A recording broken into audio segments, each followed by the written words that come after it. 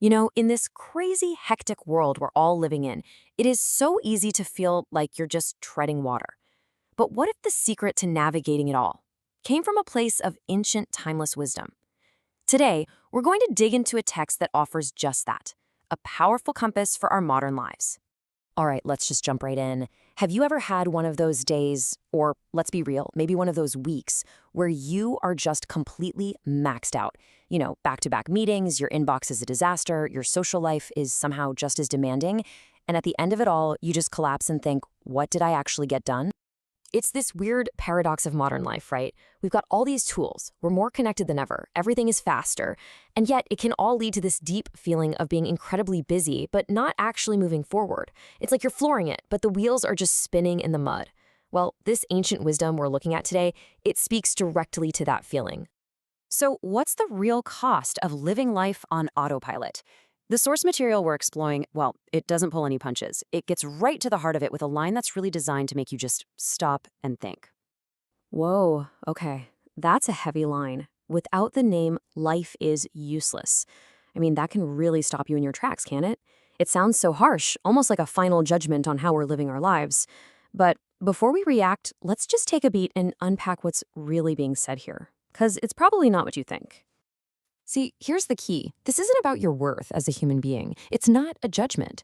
It's more like a diagnosis of an experience, the experience of a life lived without a clear, central guiding principle. It's simply describing the feeling of a life that's missing that deeper sense of purpose. And this really breaks it down for us. On one side, you've got that useless life. And just to be clear, we're not talking worthless, we're talking fruitful. It's that feeling of being busy but not productive. Always connected, but never really fulfilled. But then look at the other side, a fruitful life. That's where you find purposeful action, deep inner peace, because you're grounded in what actually matters. Okay, so if that's the problem, what's the fix? How do we get from that useless state to a fruitful one? Well, the text is pretty clear. We need a guide, a source of wisdom to cut through the noise and give us some clarity. What a beautiful and powerful image, right? It's not about force. It's this gentle, reassuring gesture of a blessing, of clarity just washing over you. It's that aha moment when all the confusion just melts away and you can suddenly see the path forward. So the text uses the word guru for this guide. Now, let's not get stuck on the word itself. In our modern world, we can think about this in a really open and personal way.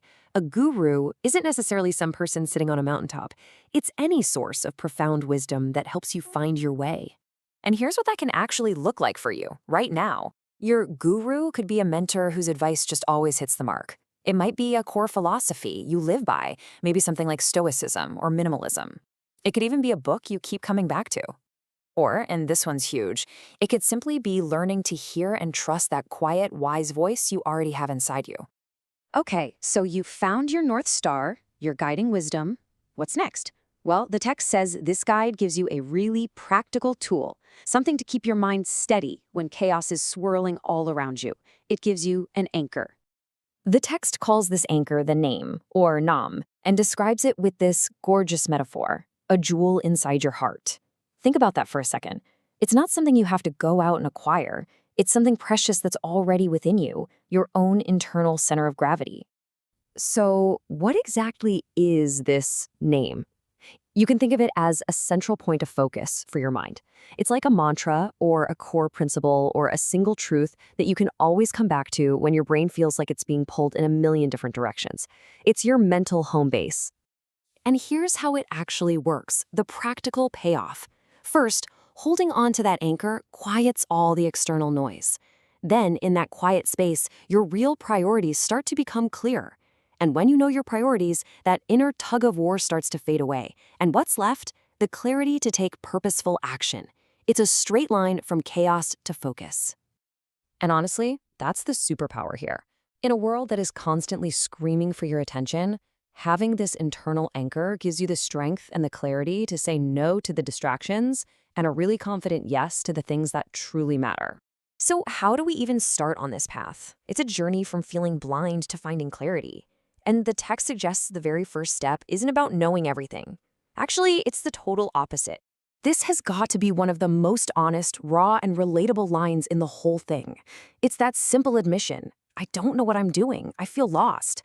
And come on, we have all been there, right? Starting a new job, navigating a tough situation, just trying to figure out life. And this is so important. Saying I don't know is not weakness. Not at all. It's actually the starting line for any real growth. You can't find a guide if you're convinced you already know the way. That humility is what opens the door to wisdom. And this is where the journey leads. It's this beautiful plea to just hold on. Hold on to that guiding principle, that North Star. The promise isn't that you'll suddenly be perfect or have all the answers. The promise is simply that by holding on, you can start to walk forward in harmony, with purpose, and with a sense of peace. So let's bring it all home with one last question. And don't worry about trying to figure out your entire life's purpose right this second. Just for today, what is the one anchor, the one jewel, the one guiding principle you can hold on to walk your path with just a little more clarity?